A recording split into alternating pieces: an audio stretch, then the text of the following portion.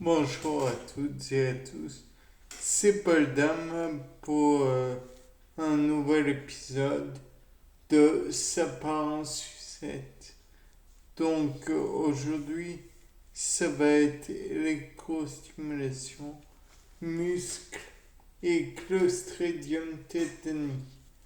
Bon, alors vous n'êtes pas sans savoir que l'électrostimulation c'est globalement se faire contracter les muscles par des, oui, des électrodes. Donc, en fait, le fait est que on pourrait dire, oh, de l'électrostimulation pour me muscler, c'est génial, ça va me faire gonfler les muscles et ça va me faire mincir sans effort. Bon, tout d'abord, les muscles contiennent comment dire, des cellules excitables, à savoir les myocytes, rhabdomyocytes et les myomyocytes. Bon, entre autres.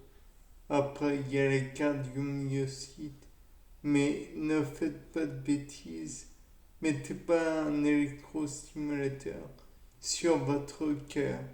Vous risqueriez de passer de vie à trépas sans problème. Bon, mis à part ça, ces cellules excitatrices et excitables plutôt vont avoir des influx habituellement dus à des influx nerveux qui seront apparentés à du courant. Néanmoins, le fait est que l'influx nerveux n'étant pas au rendez-vous, ce sera comment dire, des chocs électriques plus ou moins forts selon ce que vous choisissez. Donc, certes, le choc électrique va faire contracter le muscle. Ça, mais le fait est que pour ce qui est de muscler, le muscle en lui-même n'aura pas besoin d'être plus volumineux pour faire un effort, donc il ne prendra pas en volume non plus.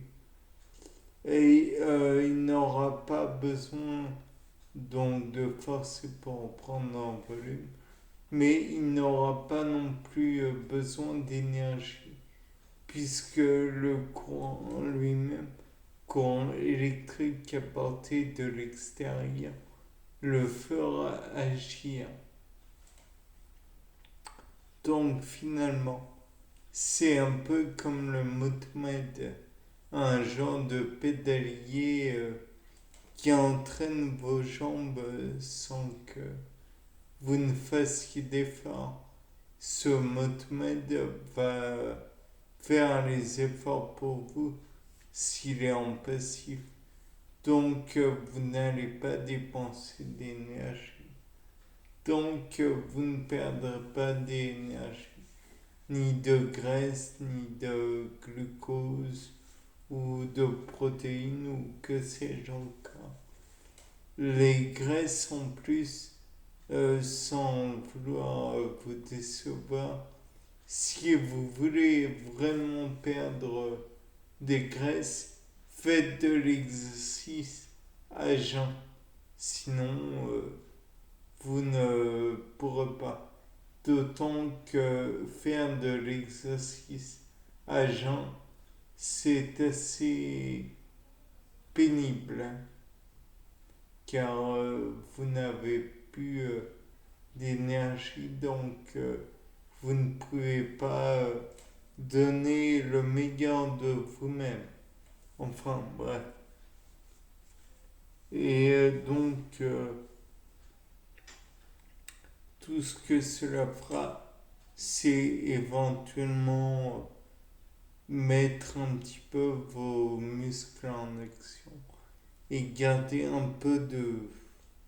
Ouais, non, en fait, ça va juste mobiliser vos muscles, pas plus. Et je parlais de Clostridium tetani. Eh bien, le fait est que Clostridium tetani, au roulement de tambour, s'il vous plaît, Clostridium tetani est responsable du tétanos. Donc, une des maladies que vous pouvez choper en vous faisant du mal avec des...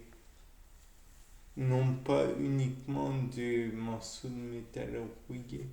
S'ils sont propres, il n'y a aucun problème.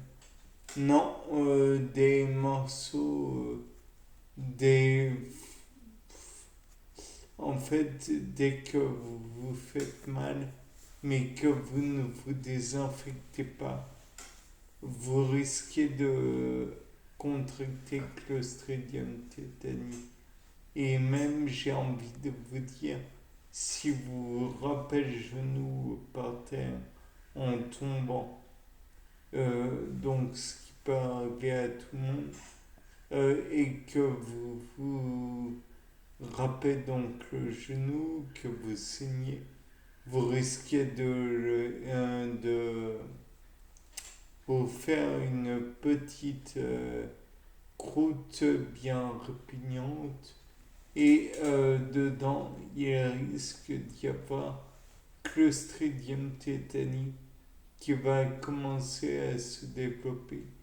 Et c'est pas Clostridium en lui-même qui est pénible, c'est ce qu'il produit, à savoir la toxine tétanique. Oui, de prime abord, on ne voit pas de quoi il s'agit. Mais son parent le plus proche, c'est Clostridium botulinum. La toxine botulinique, c'est vraiment limite. Ça peut être employé dans le cas de contractions musculaires véritablement vénères, comme pour les spasmes, mais dans ce cas, et donc relâcher les muscles. Mais dans le cas de Clostridium tetani, il n'y a rien à faire. Donc ça risque juste de vous donner des contractions musculaires terriblement importantes. Tout cela pour vous dire que c'est pas avec Clostridium tetani, je pense que vous allez mincir, vous allez vous casser des os et la mâchoire tout au plus, mais rien de plus, parce que les contractions musculaires sont véritablement importantes. Bien, à part ça, que dire de plus?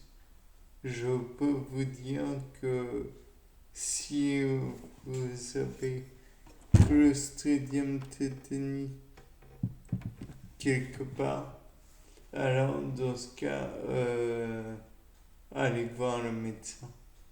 Parce que franchement, ce n'est pas une vie d'être contracté tout le temps.